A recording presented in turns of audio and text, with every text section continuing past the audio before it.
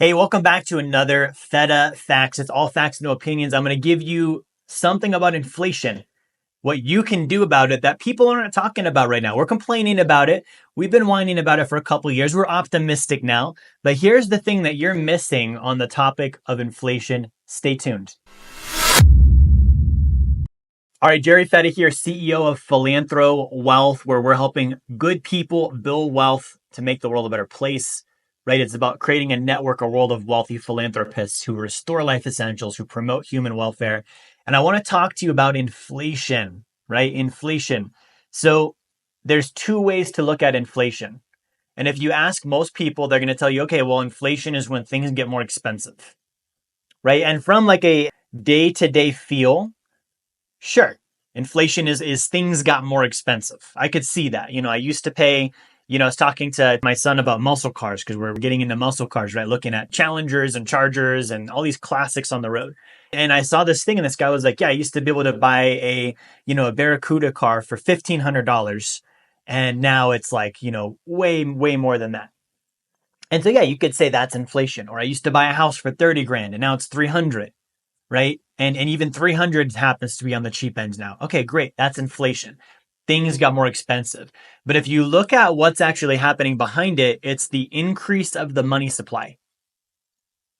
Okay, when we lower interest rates, inflation happens. When we print more money through what's called quantitative easing, where the government basically creates currency and puts it into the economy in order to ease things because we're in an economic downturn that they caused in the first place, that causes inflation, right? And so the problem lies in the fact that if we look at inflation as things got more expensive, it doesn't tell the full story. Okay. Now, the other thing is when we do get into the real reason inflation is happening, it doesn't give the full solution, right? So I'm going to whiteboard this out to show you what I mean, because I see this trap happening quite a bit. So we've got over here, things got expensive. Okay. We have over here, money supply increased. All right. So if I'm on the things got expensive side of the house, I'm like, okay, things got more expensive and I don't really know what's happening, right? And if I don't know what's happening, I can't really be at cause over it. So I'm just like, okay, stuff gets more expensive, times are hard. Let's vote for a different politician and hope for the best, right? That's pretty much what happens in that crowd. Now you get into, well, the money supply increase. These are the people that are students of Austrian economics and they know, Austrian economics, there's a certain amount of value on the planet and we need to expand the value. We can't just print money. And when we print the money, it creates the inflation. When we lower the interest rates, it creates inflation. Next, I don't want to interrupt you too long. I just want to give you a free offer for my book, The Blueprint to Financial Freedom. If you go to jerryfetta.com/B2F promo, you can get the book now. I'm going to let you get back to the video. Right? Think about it. If you have a swimming pool and you add a bunch of water to the swimming pool, it's going to rise. Right? If you put a bunch of people in the swimming pool, the water's going to rise even if there's not more water. It just appears like there's more water because you're displacing what's in there. Right? Inflation, you're adding actually more water. Okay, now this would be a problem if you didn't keep the ratio of chlorine in with the water. Let's say chlorine is the value, water is the money. Okay, so we print currency, we dump water into the pool, but the chlorine doesn't stay up with it. And all of a sudden we've got this nasty, dirty, urine-filled, sweat-filled water because the chlorine is not in there doing its job. So the pool becomes less valuable because of the fact that it's not clean anymore. In an economy, when you focus on increasing money supply, same thing, you're adding currency, but you're not adding value. So what happens? Things get more expensive. Why? Because you've got the same amount of goods that have to absorb more currency, just like you've got the same amount of chlorine that has to absorb into the greater amount of water. You reduce the buying power of the currency, you reduce the potency, the cleanliness of the water, right? So when we get into this money supply increasing thing, we get into like, oh, the government and the Treasury and the Federal Reserve Bank, and it makes you a victim. I know so many people who are aware, oh, the creature from Jekyll Island and this and that. I used to be one of them. And you end up being this like, oh, there's nothing we can do about it. And the evil bad guys are just against us in the world and everything's controlled. So, we're just completely victims in effect here. Let me just go live in my doomsday prepper cage in the backyard that's buried under the ground and wait things out. Like that's the extreme of that, right? And I'm not saying everyone is that way, but I'm saying it. You will meet a lot of people who know about this and are not doing jack about it, right? I want you to think about, when is the last time you heard a wealthy person complain about inflation for themselves, right? Where they're like, oh man, times are so tough. Inflation is just kicking my ass. You don't ever hear that. That's not a conversation. You will never hear Warren Buffett say he's personally struggling with inflation. You will never hear Elon Musk say he is personally struggling with inflation, right? This is a little guy problem. This is a middle class problem, right? So here's the thing. Yes, we increase the currency supply and prices go up because of that. But it's your responsibility to increase your income at a rate that's greater than inflation. See, the real reason people get impacted by inflation is not because of the prices. It's the fact that they're not increasing their incomes, right? Like, so you have prices here going up, and this is your price of goods. Your income should follow it. And if your income follows it, you don't have an inflation problem. Right? Think about it. If it's like, oh man, a gallon of milk used to cost $2, it doubled or it tripled. That's only a problem if my income didn't also double and triple, right? So if your income is staying down here, then yeah, you're going to experience inflation. And here's how you combat that, because now we're going to get into like this, oh, well, some people are more advantaged socioeconomic status and high income versus low income and the haves versus the have-nots and all of the age-old conversations everyone has but never solves, right? If the money supply increased, there is more money to be gotten. If you're not getting it, it's because you don't know how. Or you do know how and you don't work hard enough to do it. There's more money in the economy, right? If you're in a boat and the boat's leaking and it's taking on water, what would you do to save the boat? You would pull the water from the boat out. You'd plug the leaks up, right? So you would do the simple thing. And so we go back to the simple thing, which is the first answer of like, oh, inflation, the price has increased, right? The simple answer is things got more expensive. Go make more money. Go make more money. And this is why I teach, financial independence, because it's like running on a treadmill where incrementally every year, the speed is going to increase. And we already know it's going to increase. So it's like, being surprised about Christmas every year. Like, all right, we had it last year. Like, you were surprised then. Each of the last 5 years we had Christmas. Each of the last 5 years you were surprised about Christmas. When are you going to figure out Christmas is coming? It's imminent. It's going to happen December 25th. Inflation is no different. Guys, we have been bitching and moaning about inflation for decades in this country.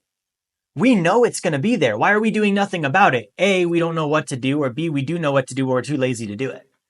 Only two reasons.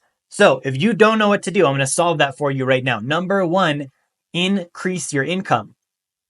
Increase your income.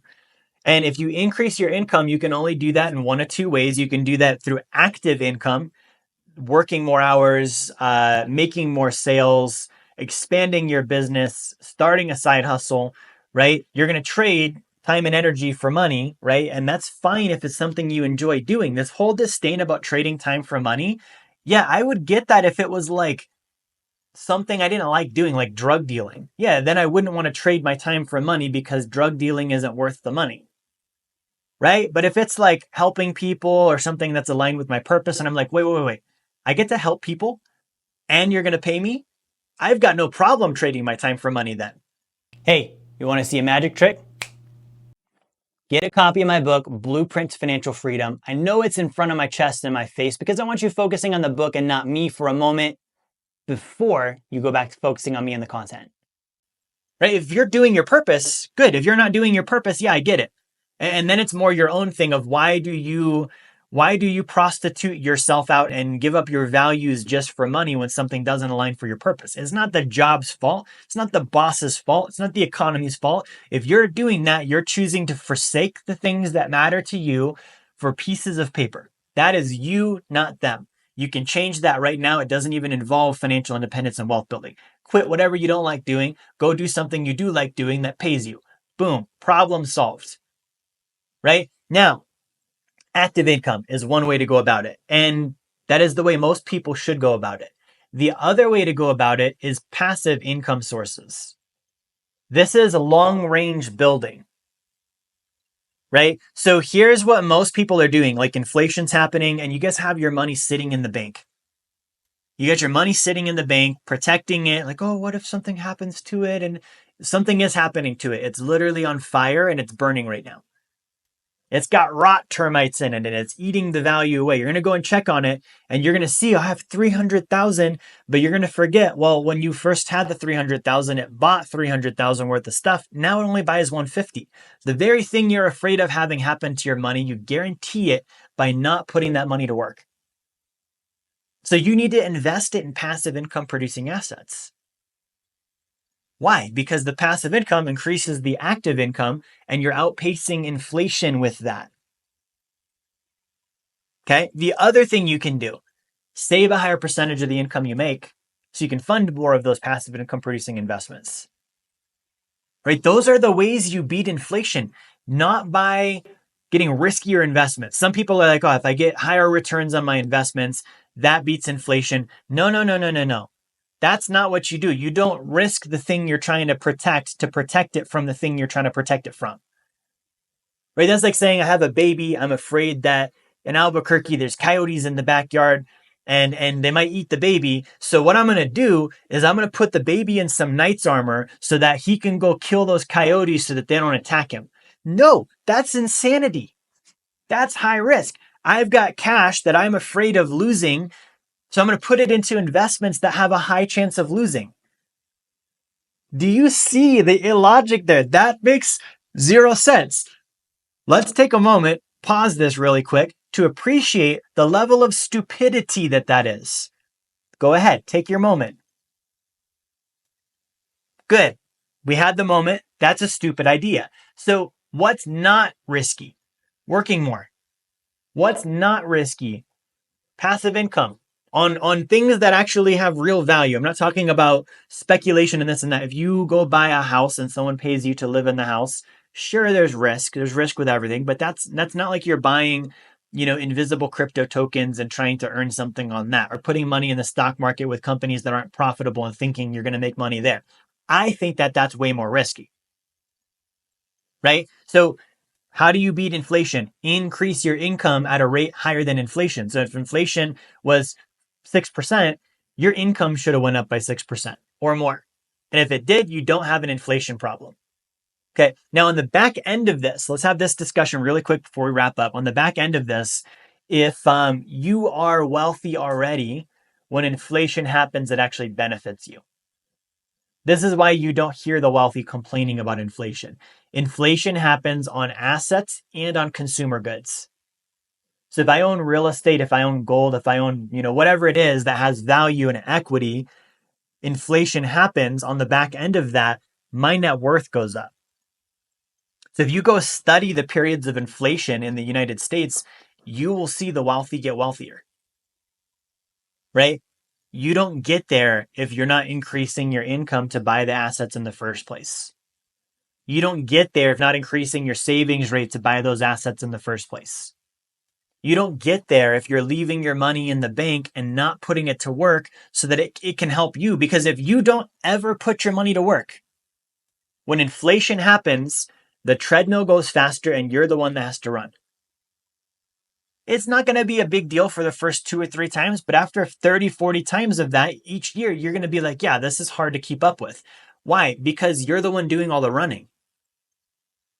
So if you invest for things that produce residual income, passive income, and you continue this triangle of wealth that I teach about, you're going to be not the only one running. You'll have some help. Okay. So that's all I got for you today on inflation. I hope that was valuable. Like, share, subscribe. This has been Fetta Facts. I'll see you next time.